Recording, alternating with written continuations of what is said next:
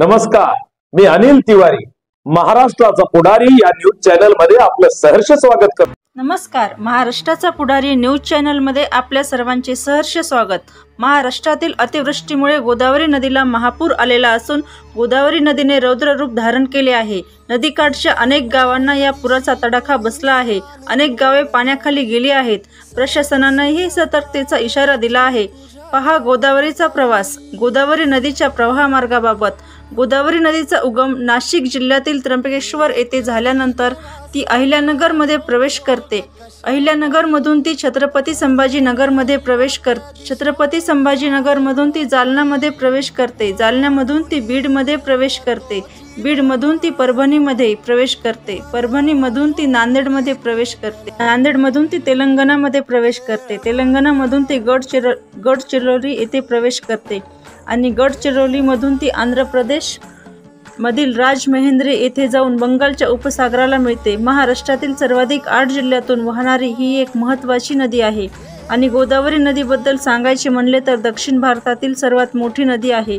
सातमाळा अजिंठा डोंगर रांगाच्या दक्षिणेकडून ती वाहते, तसेच हरिश्चंद्र बालाघाट डोंगर रांगाच्या उत्तरेकडून ती वाहते। एकूण लांबी 1465 तिची असून महाराष्ट्रातील 668 लांबी आहे आणि एकूण जलवहन क्षेत्र 49% महाराष्ट्राच्या तिने व्यापलेले आहे।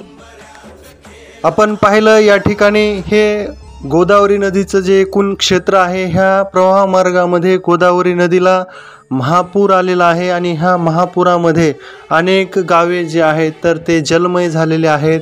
गोदाकाठचे जे काही शेतजमिनी असतील पूर्ण ह्या तलावाखाली गेलेल्या आहेत, पाण्याखाली गेलेल्या आहेत आणि या ठिकाणी ह्या संपूर्ण पिकाची नासाडी या गोदावरीच्या पुरामुळे आपल्याला पाहायला मिळते। पहा सविस्तर आढावा आमचे प्रतिनिधी सदाशिव पवळ व नवनाथ खरात यांच्याकडून।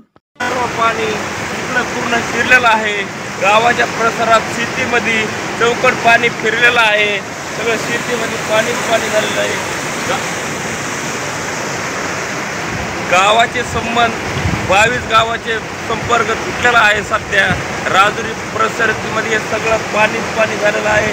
येण्या जाण्याचे गाड्या बिड्या सगळ्या ठंब झालेल्या आहेत, तरी एकही गाडी अजून कुठं गेलेली नाही।